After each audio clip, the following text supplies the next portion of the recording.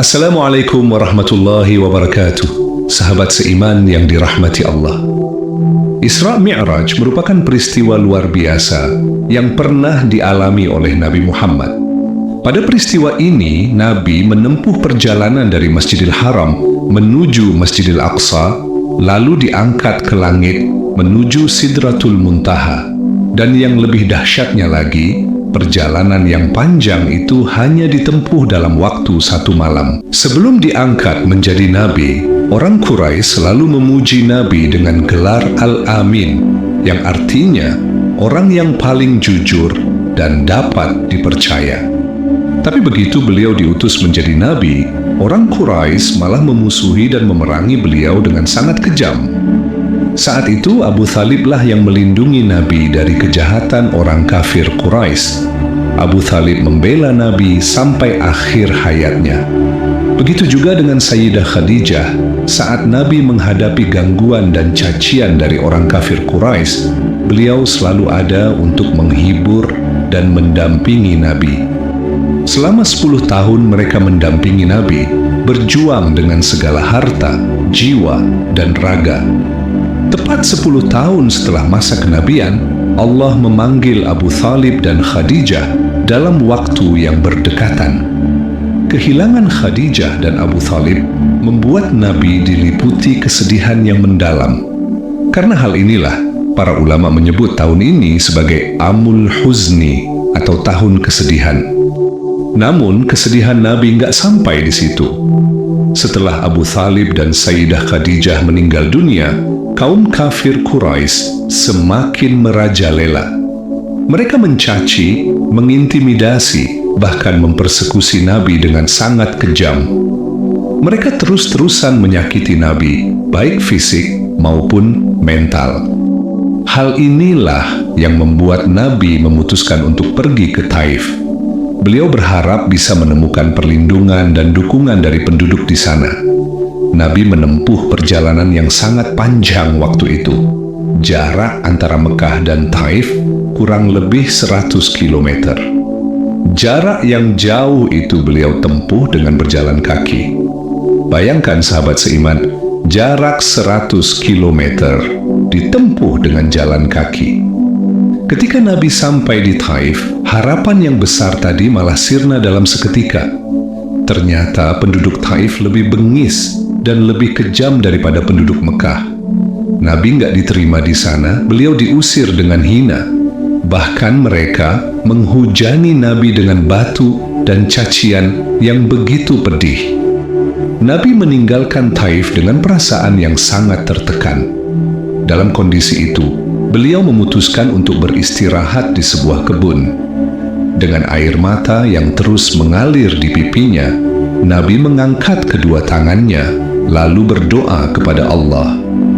Ya Allah, hanya kepadamu aku mengadu atas lemahnya kekuatanku dan terbatasnya kemampuanku, serta kehinaanku di mata manusia.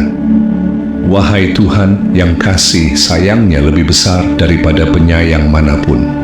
Engkau adalah Tuhan bagi mereka yang tertindas dan tertekan, dan Engkau adalah Tuhanku. Kepada siapa Engkau hendak menyerahkan diriku? Apakah kepada orang yang jauh yang akan menindasku?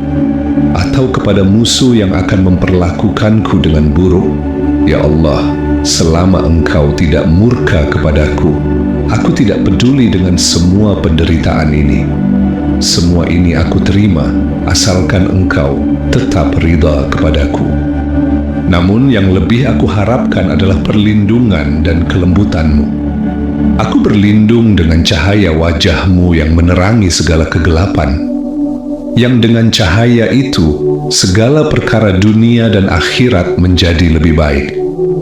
Aku berlindung dari kemurkaan-Mu dan kemarahan-Mu yang bisa menghampiriku. Engkau berhak menegur hingga Engkau ridha.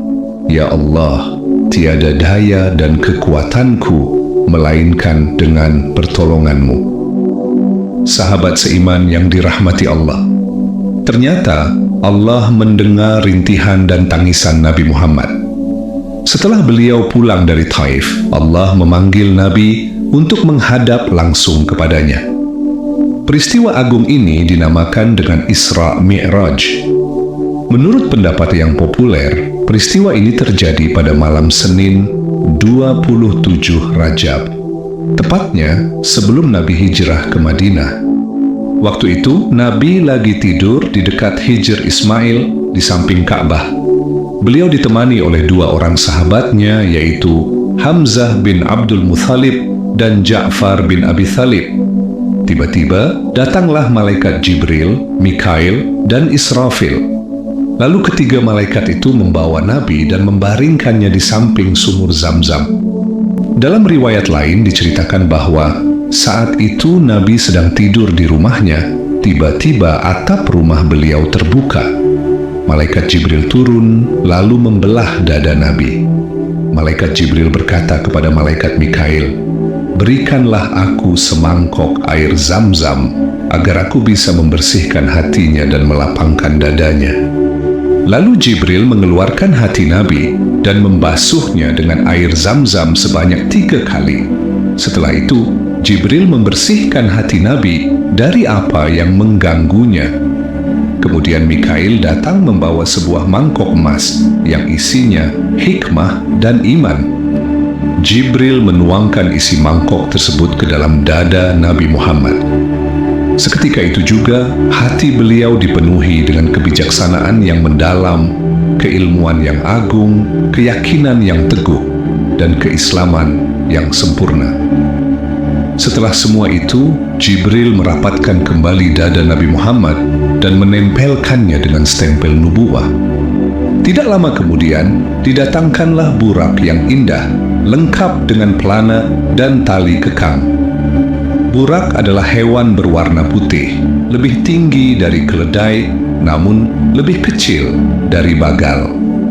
Dalam riwayat disampaikan, burak ini hasil perkawinan antara kuda dan keledai. Dia memiliki 2 telinga yang panjang dan langkahnya sejauh mata memandang. Ketika mendaki gunung, kaki belakangnya terangkat lebih tinggi. Sementara saat turun gunung, kaki depannya terangkat lebih tinggi. Burak juga memiliki 2 sayap di pinggulnya. Sayap-sayap ini berfungsi untuk mempercepat langkahnya saat berjalan. Ketika Rasulullah Shallallahu Alaihi Wasallam mau menaiki burak, hewan itu tiba-tiba memberontak. Seketika Jibril meletakkan tangannya di tubuh burak, lalu dia berkata, "Tidakkah kau malu, wahai burak? Demi Allah, tidak ada makhluk yang lebih mulia darinya. Dialah Muhammad, utusan Allah yang paling mulia." Mendengar ucapan itu, burak pun menjadi malu hingga membuat keringat bercucuran dari tubuhnya.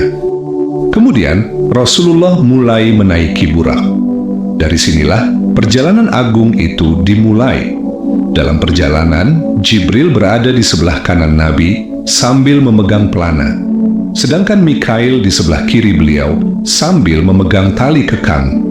Maka berjalanlah Rasulullah di malam itu hingga sampai ke suatu tempat yang dipenuhi dengan kebun kurma.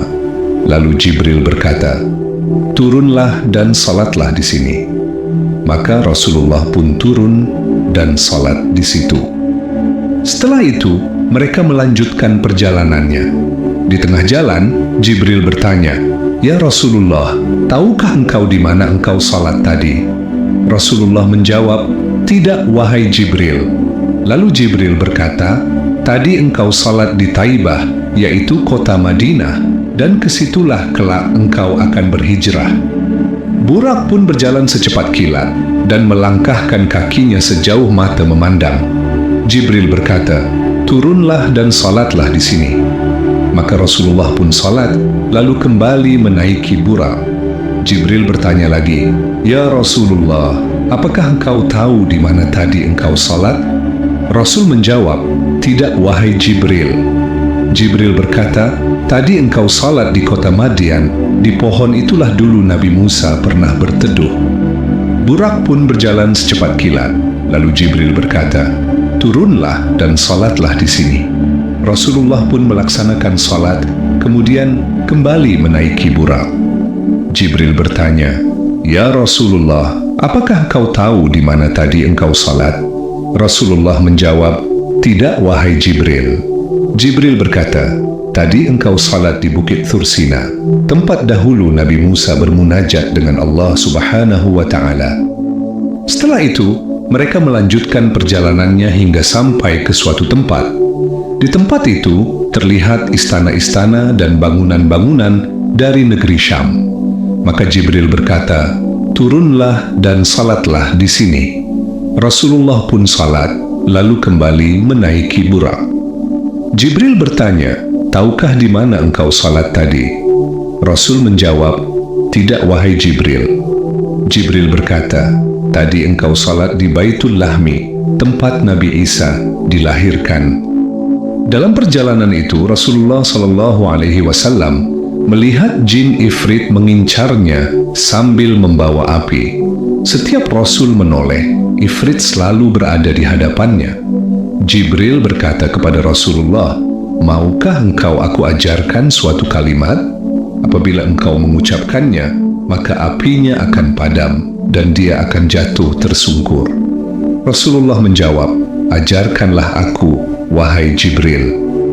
Jibril pun mengajarkan doa itu kepada Nabi. Ketika Nabi membacakan doa itu, jin Ifrit langsung jatuh tersungkur dan api yang dibawanya pun langsung padam. Kemudian Nabi dan Jibril melanjutkan perjalanannya hingga sampai kepada suatu kaum yang sedang menanam benih. Saat itu juga, benih yang mereka tanam langsung panen seketika. Setelah panen, benih tadi pun langsung tumbuh kembali dan siap untuk dipanenkan lagi. Lalu Rasulullah bertanya kepada Jibril, "Apa ini, wahai Jibril?" Jibril menjawab, "Mereka adalah orang-orang yang berjihad di jalan Allah. Kebaikan mereka dilipat gandakan sampai dengan 700 kali lipat. Dan apapun yang udah mereka infakkan di jalan Allah, Allah akan menggantikan dengan imbalan yang sangat besar." Di tengah perjalanan itu, tiba-tiba Rasulullah SAW mencium aroma yang sangat wangi. Maka Rasulullah bertanya, "Wangi apa ini, wahai Jibril?" Malaikat Jibril menjawab, "Ini adalah wangi seorang wanita mulia dan anak-anaknya. Dia adalah penyisir rambut putri Fir'aun." Dalam perjalanan itu, Nabi juga menyaksikan sekelompok kaum yang dihidangkan kepada mereka 2 buah hidangan. Hidangan pertama isinya daging yang bagus dan sangat lezat. Sedangkan hidangan yang satunya berisi daging yang busuk dan sangat menjijikkan. Tapi anehnya, mereka malah memakan daging yang busuk dan menjijikkan itu. Nabi SAW bertanya, "Apa ini, wahai Jibril?" Jibril menjawab, "Ini adalah laki-laki dari umatmu. Dia memiliki perempuan yang halal dan baik, tetapi dia mendatangi perempuan yang haram baginya dan menginap di tempatnya hingga waktu subuh.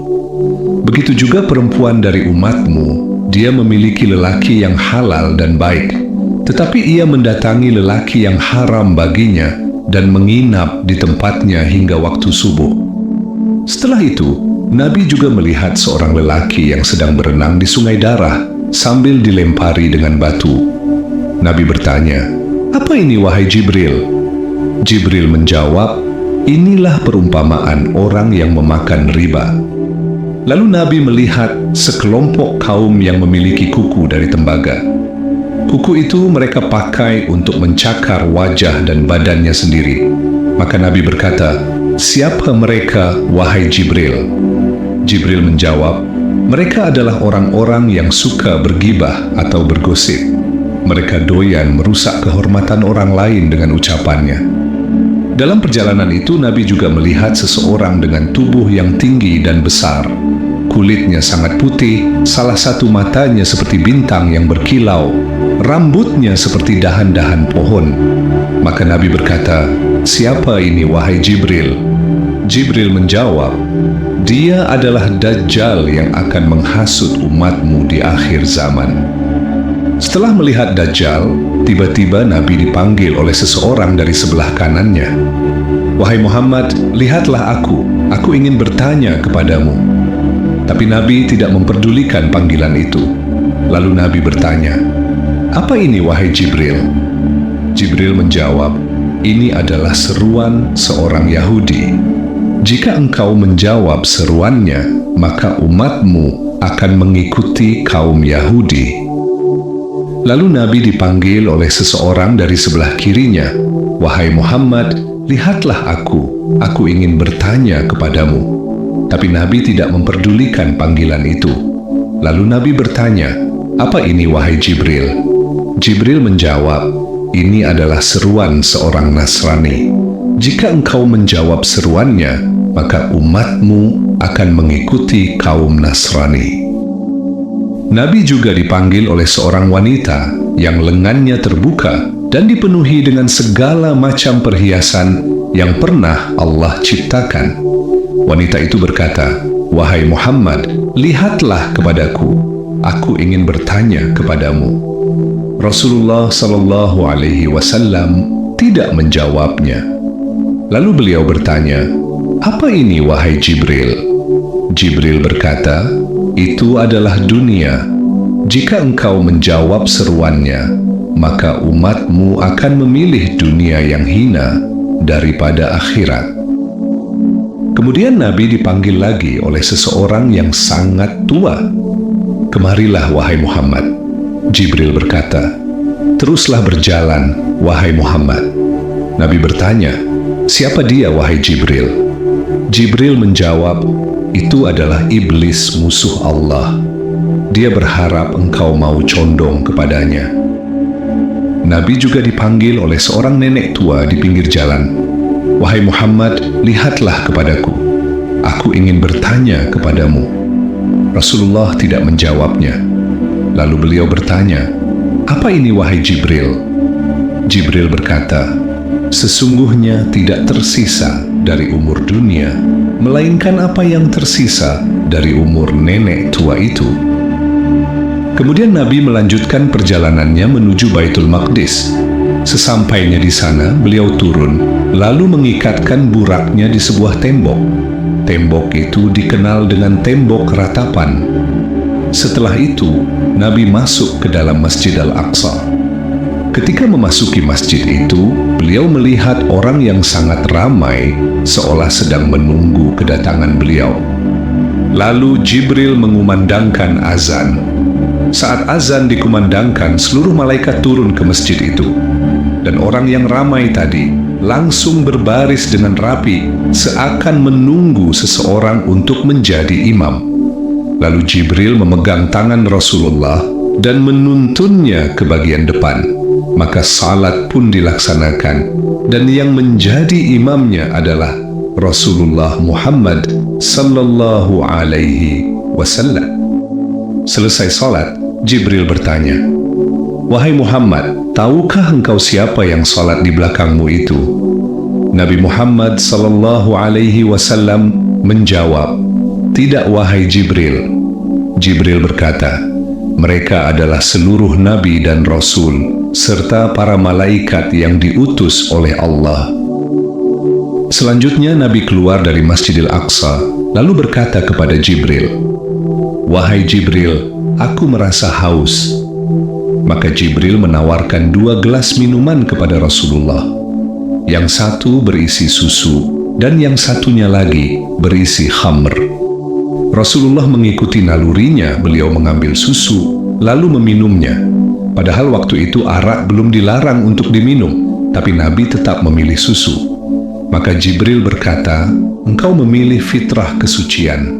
Jika engkau memilih arak, maka umatmu akan menyimpang, dan tidak ada yang mengikutimu kecuali hanya sedikit." Kemudian Nabi melanjutkan perjalanannya dari Baitul Maqdis menuju Sidratul Muntaha. Nah, perjalanan ini udah beda sama yang tadi ya. Perjalanan ini disebut dengan Mi'raj. Sedangkan perjalanan Nabi dari Masjidil Haram menuju Masjidil Aqsa disebut dengan Isra. Bisa dipahami? Oke, yuk kita lanjut. Maka mulailah Nabi SAW naik ke langit bersama Jibril. Nabi dimi'rajkan melalui tangga yang sangat indah. Tangga tersebut berasal dari surga Firdaus yang dihiasi dengan permata. dan anak tangganya terbuat dari emas dan perak. Di sebelah kanan dan kiri tangga itu dijaga oleh para malaikat. Nabi dan Jibril melanjutkan perjalanannya hingga sampai ke sebuah pintu dari pintu-pintu langit dunia. Pintu itu dikenal dengan nama pintu Hafadzah. Pintu langit ini dijaga oleh malaikat yang bernama Ismail. Malaikat Ismail bersemayam di udara. Dia nggak pernah naik ke langit ataupun turun ke bumi, kecuali di hari wafatnya Nabi Muhammad sallallahu alaihi wasallam. Dia memiliki bawahan 70.000 malaikat, dan setiap satu dari bawahannya memiliki 70.000 tentara malaikat. Setelah Nabi dan Jibril masuk ke langit tersebut, mereka disambut oleh para malaikat dengan senyuman yang indah. Lalu para malaikat itu mendoakan Nabi dengan doa yang baik. Saat itu, ada satu malaikat yang mencuri perhatian Nabi. Malaikat itu hanya mendoakan beliau dengan doa yang baik, tapi malaikat itu tidak tersenyum sama sekali. Rasulullah merasa heran, lalu beliau bertanya kepada Jibril, "Wahai Jibril, siapa malaikat yang tidak tersenyum itu?" Jibril menjawab, "Jika saja dia mau tersenyum kepada orang sebelum kamu atau sesudah kamu, pasti dia akan tersenyum kepadamu. Tapi dia tidak pernah tersenyum sejak dia diciptakan. Dialah malaikat Malik, penjaga pintu neraka." Lalu Rasulullah berkata kepada Jibril, "Wahai Jibril, bisakah engkau meminta kepadanya untuk menunjukkan neraka kepadaku?" Lalu Jibril meminta malaikat Malik untuk menunjukkan neraka kepada Rasulullah. Maka malaikat Malik pun langsung membuka pintu neraka itu. Ketika pintu itu dibuka, Rasulullah melihat api yang sangat besar dan siap menelan apapun. Dalam riwayat disebutkan, apabila bebatuan dan besi dilemparkan ke dalam neraka, maka neraka langsung melahapnya. Di dalam neraka itu, Rasulullah melihat siksaan yang sangat mengerikan, bahkan lebih mengerikan dari apa yang pernah beliau lihat sebelumnya. Beliau melihat orang yang kepalanya dihancurkan dengan batu. Setiap kali dihancurkan, kepala mereka kembali seperti semula, lalu dihancurkan lagi, dan begitu seterusnya tanpa ada akhir. Nabi bertanya, "Wahai Jibril, siapa mereka?" Jibril menjawab, "Mereka adalah orang-orang yang meninggalkan salat, kepalanya berat untuk bersujud kepada Allah." Nabi Muhammad SAW juga melihat orang dengan bibir yang mirip dengan bibir unta. Ketika mulut mereka dibuka, batu besar dan panas dari neraka dimasukkan ke dalam mulut mereka. Batu besar itu membakar dan merobek bagian dalam tubuh mereka hingga tembus ke bagian bawah tubuh. Mereka menjerit dan merintih kepada Allah. Lalu Nabi Muhammad bertanya, "Siapa mereka itu, wahai Jibril?" Jibril menjawab, "Mereka adalah orang-orang yang memakan harta anak yatim dengan cara yang zalim. Sesungguhnya perut mereka diisi dengan api Jahannam dan mereka akan membusuk di dalam neraka." Rasulullah SAW juga melihat sekelompok wanita yang sedang digantung pada payudara mereka. Ada juga wanita yang sedang digantung dengan posisi terbalik, kepala di bawah dan kaki di atas. Nabi pun bertanya, "Siapa mereka itu, wahai Jibril?" Jibril menjawab, "Mereka adalah wanita-wanita yang melakukan perzinaan dan membunuh anak-anak mereka." Kemudian Nabi SAW melihat sekelompok kaum yang dipotong-potong daging dari tubuh mereka. Daging tersebut dijadikan makanan untuk mereka sendiri. Lalu mereka diserukan, "Makanlah dagingmu sebagaimana kamu memakan daging saudaramu." Nabi Muhammad bertanya, "Siapakah mereka itu, wahai Jibril?"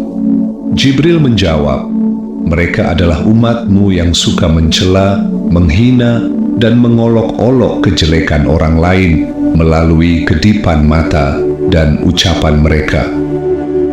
Nabi juga melihat orang-orang yang lidah dan bibir mereka dipotong dengan pemotong yang sangat tajam, setiap kali dipotong, lidah dan bibir itu kembali seperti semula untuk dipotong lagi. Hal itu terus berulang dan gak ada akhirnya. Nabi SAW bertanya, "Siapa mereka, wahai Jibril?" Jibril menjawab, "Mereka adalah penceramah dari umatmu yang membawa fitnah." Mereka berkata, tapi tidak mengamalkan apa yang mereka katakan. Dalam perjalanan itu, Nabi juga menyaksikan bermacam ragam siksaan lainnya, bahkan lebih buruk dari apa yang tadi sudah disampaikan. Setelah itu, Rasulullah meminta kepada malaikat Malik agar pintu neraka ditutup kembali. Maka, malaikat Malik pun menutup pintu tersebut. Kemudian, Nabi melanjutkan perjalanannya hingga sampai pada suatu tempat. Di tempat itu, Rasulullah melihat seseorang yang sangat besar. Ketika disodorkan kepadanya arwah para nabi dan keturunannya yang mukmin, maka orang itu berkata, "Arwah yang suci dan jiwa yang suci, tempatkanlah di Illin atau tempat yang tinggi di surga." Namun ketika disodorkan kepadanya arwah dari keturunannya yang kafir, maka orang itu berkata, "Arwah yang kotor dan jiwa yang kotor, tempatkanlah mereka di tempat yang paling bawah dalam neraka Jahanam." Di samping kanan dari arwah-arwah tersebut, ada satu pintu yang mengeluarkan bau yang sangat harum. Sementara di samping kiri arwah-arwah itu, pintunya mengeluarkan bau yang sangat busuk. Jika orang itu menoleh ke kanannya, dia tersenyum bahagia. Dan waktu dia melihat ke kirinya, dia sangat sedih dan menangis. Lalu Nabi bertanya kepada Jibril, "Siapa itu, wahai Jibril?"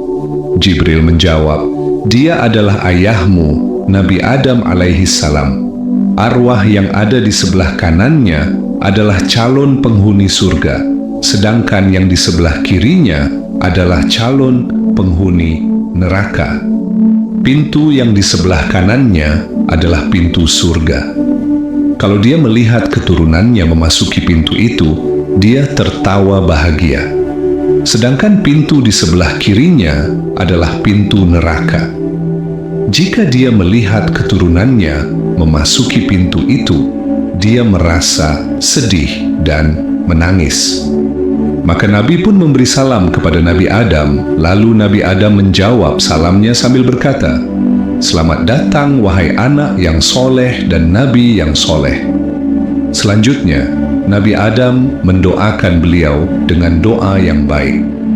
Setelah ketemu dengan Nabi Adam alaihi salam, Nabi SAW melanjutkan perjalanannya hingga sampai di langit yang kedua.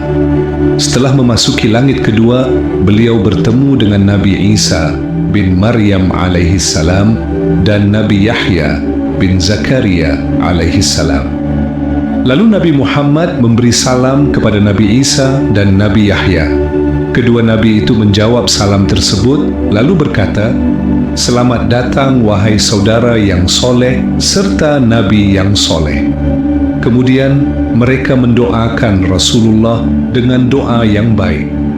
Setelah itu, Nabi Muhammad melanjutkan perjalanannya dan sampai di langit yang ketiga. Di sini beliau bertemu dengan Nabi Yusuf alaihi salam. Lalu Nabi Muhammad memberi salam kepada Nabi Yusuf. Nabi Yusuf menjawab salam tersebut sambil berkata, "Selamat datang wahai saudara yang soleh dan Nabi yang soleh." Nabi Yusuf kemudian mendoakan Rasulullah dengan kebaikan. Rasulullah SAW melanjutkan perjalanannya dan sampai di langit keempat. Di sini beliau bertemu dengan Nabi Idris alaihi salam. Nabi Muhammad memberi salam kepada Nabi Idris. Nabi Idris menjawab salam tersebut sambil berkata, "Selamat datang wahai saudara yang soleh serta Nabi yang soleh." Nabi Idris kemudian mendoakan Rasulullah dengan kebaikan. Rasulullah SAW melanjutkan perjalanannya dan sampai di langit yang kelima.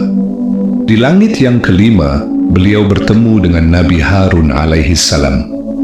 Nabi Harun memiliki jenggot yang panjangnya hampir mencapai pusar. Setengah dari jenggot beliau berwarna putih dan setengahnya lagi berwarna hitam. Nabi Muhammad memberi salam kepada Nabi Harun.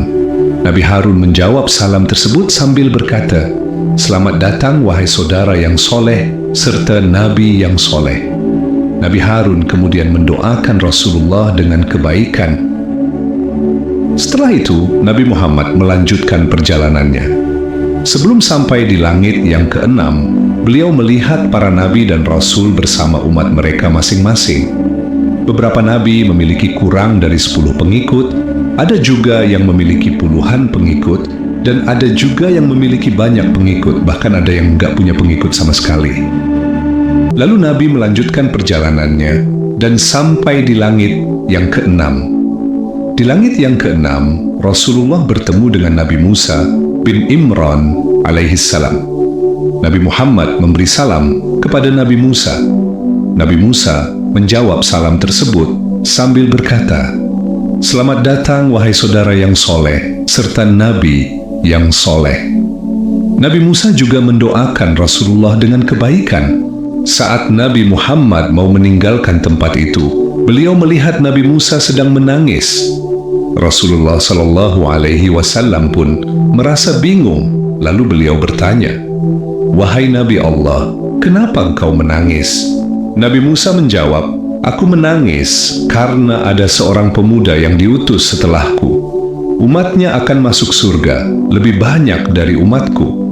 Bani Israel mengira aku adalah anak Adam yang paling mulia di sisi Allah, padahal engkaulah manusia yang paling mulia di sisi Allah.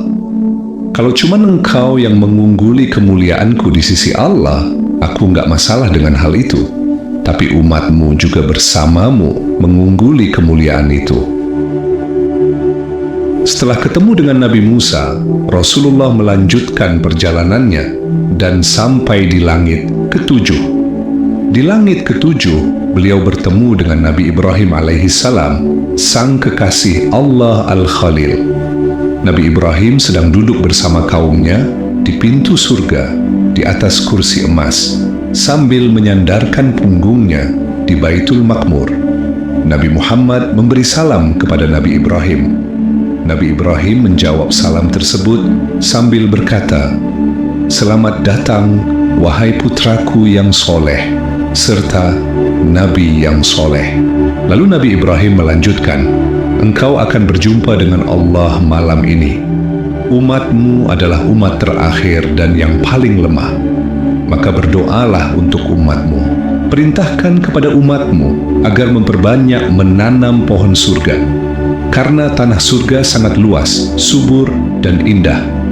Maka Nabi Muhammad bertanya, "Apa yang dimaksud dengan pohon surga itu?" Nabi Ibrahim menjawab, "Pohon surga itu adalah kalimat La haula wa la quwwata illa billahil aliyyil azim." Dalam riwayat lain disebutkan bahwa pohon surga itu adalah kalimat Subhanallah walhamdulillah wa la ilaha illallah wallahu akbar. Di tempat itu Nabi Muhammad sallallahu alaihi wasallam menyaksikan dua kelompok yang sangat menarik. Kelompok pertama memiliki wajah yang sangat putih, bersih, dan bersinar. Sementara kelompok kedua memiliki warna yang kurang putih, seakan-akan ada noda pada wajah mereka. Lalu kelompok kedua yang kurang putih tadi masuk ke sebuah sungai. Mereka mandi sebanyak 3 kali di sungai itu. Tiap selesai mandi, warna mereka menjadi semakin putih dan bersih.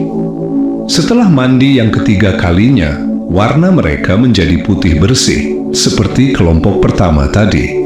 Lalu mereka mendatangi kelompok pertama dan duduk bersama. Lalu Nabi Muhammad bertanya, "Wahai Jibril, siapa orang yang memiliki wajah yang sangat putih itu? Dan siapa orang yang di wajahnya seakan ada noda?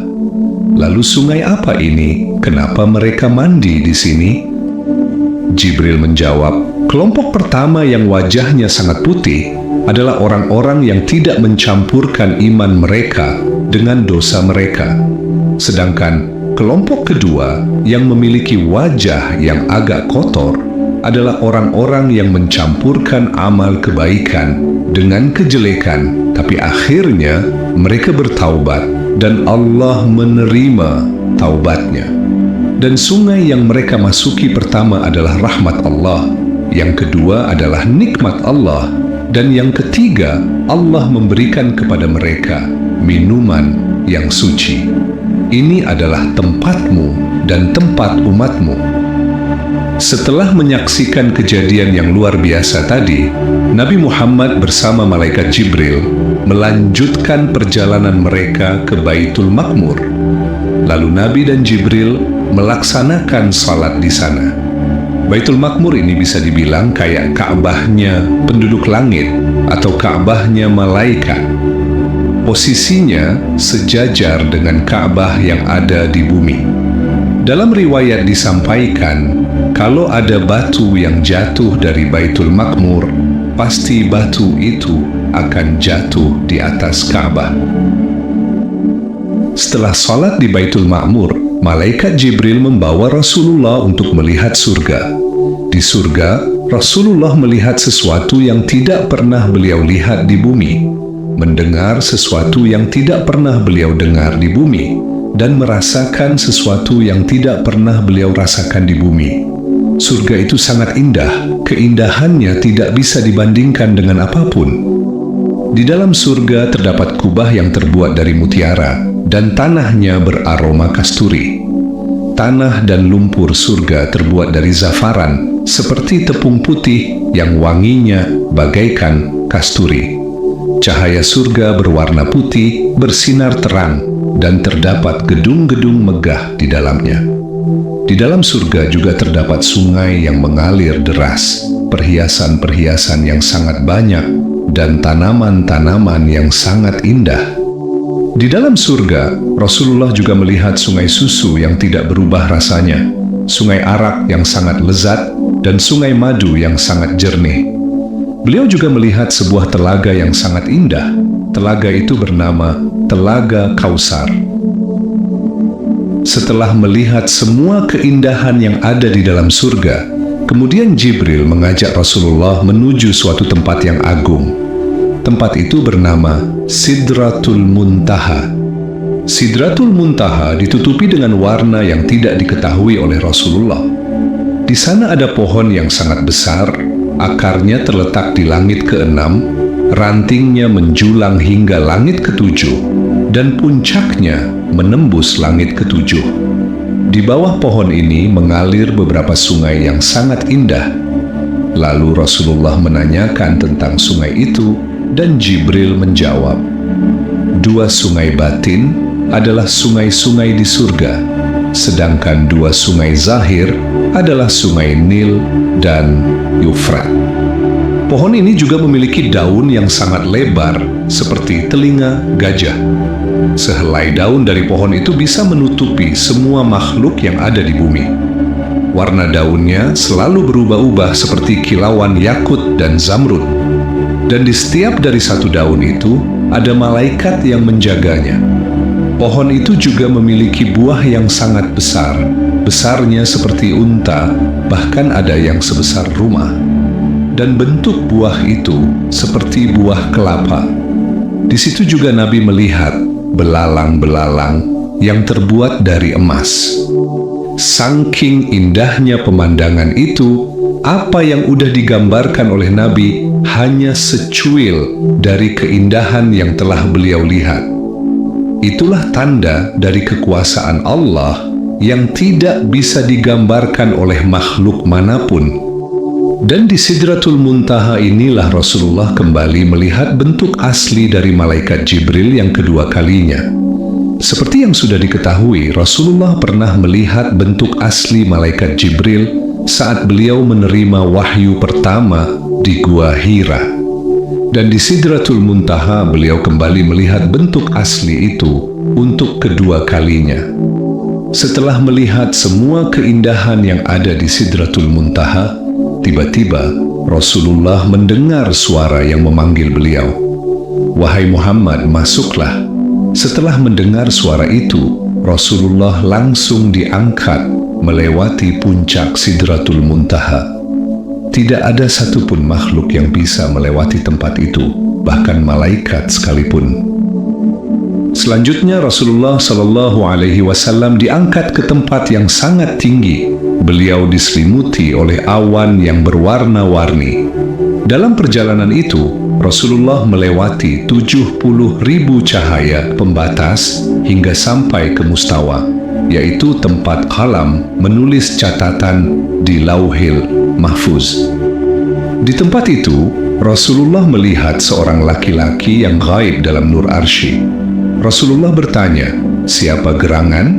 Apakah malaikat atau seorang nabi?" Orang itu menjawab, "Bukan. Aku adalah laki-laki di dunia yang membasahkan mulutku dengan zikir kepada Allah.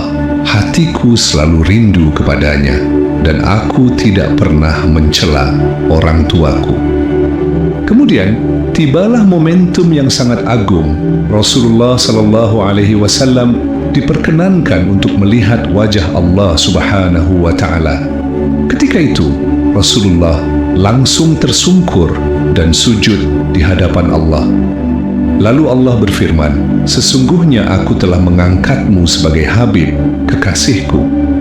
Aku mengutusmu kepada seluruh makhluk untuk membawa kabar gembira dan memberi peringatan.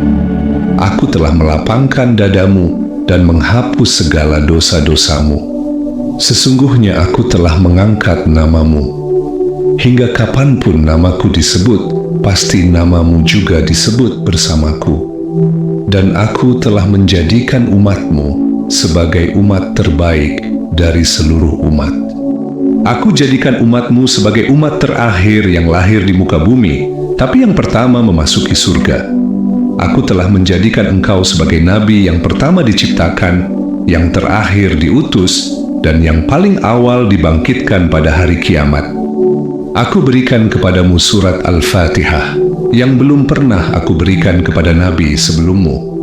Aku juga berikan penutup surat Al-Baqarah, sebuah harta karun yang aku simpan di bawah arasy, dan tidak pernah aku berikan kepada nabi sebelummu.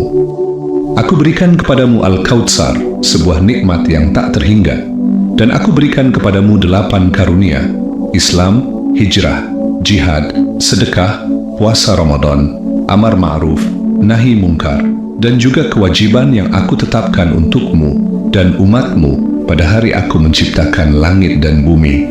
Aku mewajibkan atasmu dan umatmu 50 kali salat, maka dirikanlah salat itu."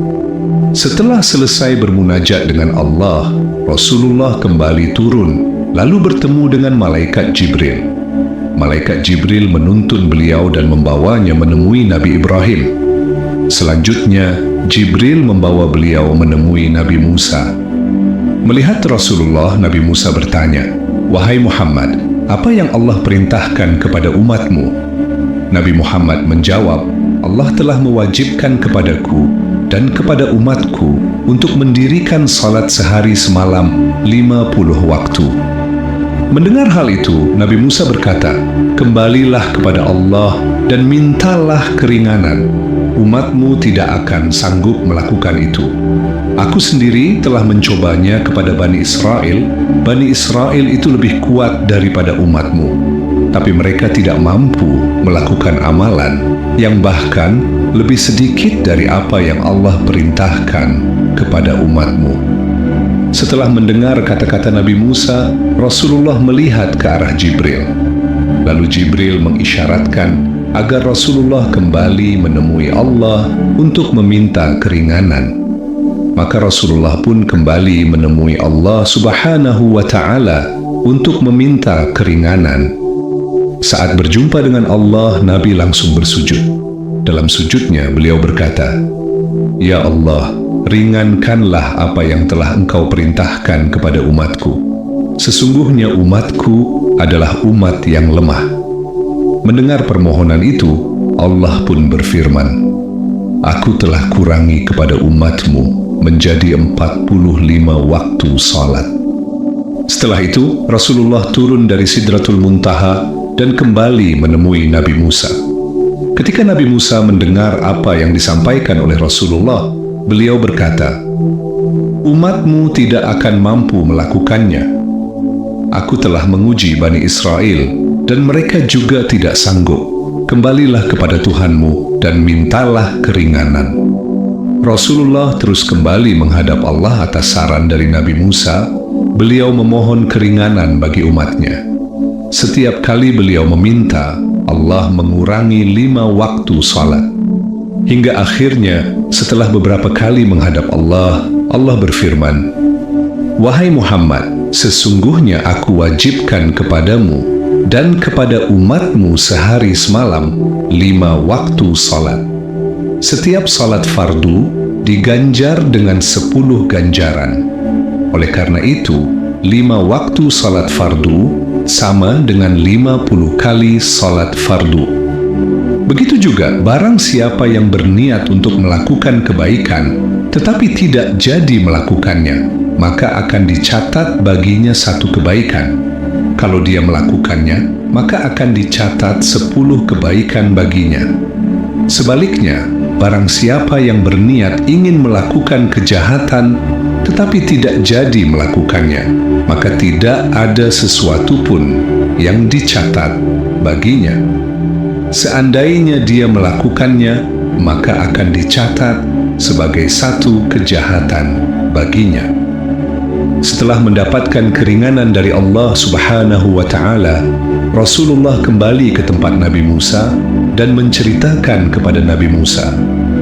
Nabi Musa kemudian berkata, "Turunlah engkau, wahai Muhammad, dengan menyebut nama Allah." Rasulullah Shallallahu Alaihi Wasallam kemudian pergi bersama malaikat Jibril. Ketika sampai di pintu langit dunia, tiba-tiba Rasulullah melihat debu dan asap serta terdengar suara yang sangat berisik. Rasulullah kemudian bertanya kepada malaikat Jibril, "Apa itu, wahai Jibril?" Malaikat Jibril menjelaskan bahwa itu adalah setan yang menutup mata manusia hingga mereka tidak mampu melihat apa yang ada di alam malakut langit dan bumi. Jika tidak dilakukan begitu, maka manusia bisa melihat keajaiban-keajaiban yang ada di dalamnya. Kemudian Rasulullah dan malaikat Jibril kembali turun ke bumi hingga sampai di Baitul Maqdis. Burak kemudian dilepaskan dari ikatannya, lalu Rasulullah menaiki burak itu dan kembali ke Mekah di malam yang sama. Dalam perjalanan pulang, Rasulullah melewati rombongan dagang Quraisy yang lagi pulang dari Syam. Di antaranya ada seekor unta yang mempunyai 2 karung di atas badannya. Karung itu berwarna putih dan hitam. Unta itu melihat Rasulullah bersama burak yang kebetulan menuju ke arahnya, maka terkejutlah unta itu. Ia lari berputar-putar sampai kakinya patah. Unta itu lalu jatuh dan ditinggalkan di situ oleh pemiliknya. Dalam perjalanan itu, Rasulullah juga melihat rombongan dagang lainnya yang sedang pulang dari Syam. Salah satu dari unta mereka tersesat. Rasulullah kemudian menuntunnya sehingga unta itu kembali ke dalam kelompoknya. Rasulullah Shallallahu Alaihi Wasallam memberi salam kepada mereka dan mereka mengenali suara Rasulullah, tetapi mereka nggak yakin kalau itu Nabi Muhammad. Singkat cerita, setelah Rasulullah kembali ke Mekah, orang yang pertama beliau temui adalah Ummu Hani. Ummu Hani adalah sepupunya Rasulullah. Lalu Rasulullah menceritakan semua kejadian yang beliau alami kepada Ummu Hani. Ummu Hani mendengarkan cerita Rasulullah dengan baik. Walaupun semua cerita itu tidak masuk akal, tapi dia percaya dan yakin kepada Rasulullah. Lalu Ummu Hani bertanya kepada Rasulullah, "Apakah engkau mau menceritakan semua ini kepada orang Quraisy?" "Demi Allah, aku akan menceritakan semua ini kepada orang Quraisy," jawab Rasulullah. Ummu Hani melarang Rasulullah untuk menceritakan hal itu kepada manusia. Beliau takut kalau orang-orang akan menghina Rasulullah. Namun Rasulullah tetap yakin dengan pendapat beliau. Beliau pun bertekad untuk menceritakan pengalamannya kepada penduduk Mekah. Setelah itu, Rasulullah pun keluar dari rumahnya dan duduk di dekat Ka'bah. Tujuannya jelas, yaitu mau menceritakan tentang Isra Mi'raj kepada orang Quraisy. Kalian tahu siapa orang pertama yang menemui beliau? Ya, dialah Abu Jahal. Abu Jahal melihat Rasulullah seperti sedang termenung, lalu dia mendatangi beliau dan berkata, "Nampaknya kau sedang bingung, Muhammad. Ada yang mau kau sampaikan kepadaku?" Mendengar pertanyaan itu, Nabi Muhammad pun langsung semangat. Saat itu juga, beliau menceritakan semua pengalamannya kepada Abu Jahal. Setelah mendengar semua cerita Rasulullah, Abu Jahal pun berkata, "Maukah kau menceritakan semua ini kepada orang-orang Quraisy?" "Tentu saja," jawab Nabi Muhammad. Maka Abu Jahal pun memanggil orang-orang untuk berkumpul. Tujuan Abu Jahal bukanlah untuk membantu Nabi, tapi sebaliknya dia mau menjatuhkan Nabi Muhammad. Bagi Abu Jahal, semua yang diceritakan Nabi nggak masuk akal. Mana mungkin orang pergi ke Baitul Maqdis dalam satu malam, apalagi naik ke langit itu mustahil. Maka dia menganggap ini adalah kesempatan besar untuk menjatuhkan Nabi Muhammad. Dia pun memanggil semua orang untuk berkumpul di depan Nabi. Nggak lama kemudian, orang-orang pun berkumpul. Lalu Abu Jahal berkata, "Wahai Muhammad, ceritakanlah kepada mereka." Maka Nabi pun menceritakan semuanya kepada orang-orang yang ada di situ. Saat Nabi menceritakan pengalamannya kepada orang-orang, satu persatu dari orang itu mulai melihat Nabi sebagai orang yang aneh. Bahkan ada yang menganggap beliau sedang ngawur. Dan yang terjadi adalah orang-orang kafir semakin kafir dan sebagian dari orang Islam mulai ragu dengan keyakinannya. Abu Jahal senang bukan kepalang. Dia pun pulang dan menyampaikan kepada orang-orang bahwa Muhammad sudah selesai. Dia sangat yakin kalau orang-orang pasti akan meninggalkan Nabi. Namun tiba-tiba sesuatu yang tidak disangka-sangka terjadi. Mendengar Nabi Muhammad sedang dikerumuni oleh orang-orang, Abu Bakar langsung mendatangi Nabi Muhammad. Sesampainya di sana beliau bertanya, "Ada apa ini? Kenapa kalian mengerumuni Muhammad?" Orang-orang pun menjawab, "Muhammad telah berdusta, dia sudah membohongi kita." "Memangnya apa yang disampaikan oleh Muhammad?" tanya Abu Bakar. Maka orang-orang itu menceritakan tentang Isra Mi'raj kepada Abu Bakar. "Kalian tahu apa yang terjadi?" Abu Bakar berkata, "Apapun yang dikatakan oleh Muhammad benar. Bahkan, kalau Muhammad mengatakan sesuatu yang lebih aneh dari ini, maka aku pastikan itu benar." Sekarang begini, semua kita tahu kalau Muhammad belum pernah pergi ke Baitul Maqdis. Dan kebanyakan dari kalian sudah pergi ke sana. Aku akan meminta Muhammad menggambarkan tentang Baitul Maqdis. Seandainya yang disampaikan oleh Muhammad sesuai dengan apa yang kalian ketahui tentang Baitul Maqdis, berarti yang dia katakan itu benar. Dan seandainya satu saja yang dia sampaikan salah, berarti kita sepakat dia sudah berdusta. Maka semua orang sepakat dengan pendapat Abu Bakar. Selanjutnya, Abu Bakar meminta Nabi untuk menggambarkan tentang Baitul Maqdis dengan detail. Ketika Nabi mau menceritakan tentang gambaran Baitul Maqdis, Allah menampakkan Baitul Maqdis terhampar di depan mata beliau. Maka Nabi pun menceritakan gambaran Baitul Maqdis dengan sangat detail.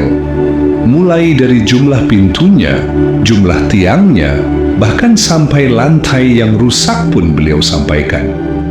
Setiap apa yang disampaikan oleh Nabi, Abu Bakar selalu berkata, "Benar, engkau benar Muhammad, benar apa yang engkau sampaikan, benar Muhammad, benar."